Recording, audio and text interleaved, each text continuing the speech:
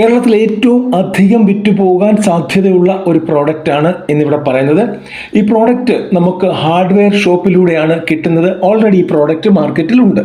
എന്നാൽ പോലും നമുക്ക് നമ്മുടെ ഹോമിൽ നിന്ന് തന്നെ ഈ പ്രോഡക്റ്റ് ഉണ്ടാക്കി നമുക്ക് നല്ല രീതിയിൽ മാർക്കറ്റ് ചെയ്യാൻ പറ്റും. ചെറിയൊരു പ്രോഡക്റ്റാണ്, വലിയ ടെൻഷൻ ഒന്നും എടുക്കേണ്ട കാര്യമില്ല. 2-3 ഐറ്റംസ് മിക്സ് ചെയ്ത് നമുക്ക് ഈ പ്രോഡക്റ്റ് ഉണ്ടാക്കിയെടുക്കാം. മാർക്കറ്റ് ചെയ്യാനും വലിയ പ്രശ്നമില്ല. ഈസി ആയിട്ട് മാർക്കറ്റ് ചെയ്യാവുന്ന ഒരു പ്രോഡക്റ്റാണ് ഇത്. ഇതുപോലെയുള്ള ചെറുകിട ബിസിനസ്സിനെ കുറിച്ചാണ് നമ്മൾ പറയാറുള്ളത്. ഇന്നും അത് തന്നെയാണ്.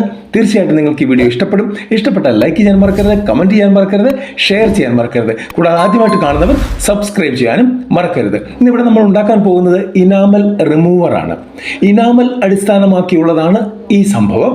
ഇത് പോളിഷ്, പെയിന്റ് മുതലായ കാര്യങ്ങൾ നീക്കം ചെയ്യാൻ ഉപയോഗിക്കുന്ന ഒരു പ്രോഡക്റ്റ് ആണ്. മറ്റുള്ള ഒബ്ജക്റ്റുകളിൽ നിന്ന് പോളിഷ് നീക്കം ചെയ്യാൻ പറ്റും, പെയിന്റ് നീക്കം ചെയ്യാൻ പറ്റും. അങ്ങനെയുള്ളൊരു ഇനാമൽ റിമൂവറാണ് ഇവിടെ നമ്മൾ നിർമ്മിക്കാൻ പോകുന്നത്. ഹാർഡ്വെയർ ഷോപ്പുകൾ, പെയിന്റ് കടകൾ എന്നിവിടങ്ങളിൽ കൂടെ ഇത് നന്നായിട്ട് വിറ്റുപോകുന്ന പ്രോഡക്റ്റുമാണ്.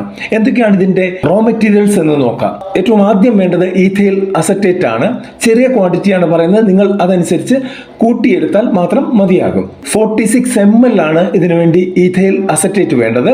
പിന്നെ വേണ്ടത് നെയിൽ ക്രീമാണ്, 50 ഗ്രാം വേണം. പിന്നെ വേണ്ടത് വെള്ളമാണ്, അത് 4 ml, അതായത് ആവശ്യത്തിന് മാത്രം മതിയാകും. ആദ്യം നമ്മൾ ഈഥൈൽ അസറ്റേറ്റിലേക്ക് നെയിൽ ക്രീം ചേർത്ത് അത് ലിക്വിഡ് പരുവത്തിലാക്കുന്നു.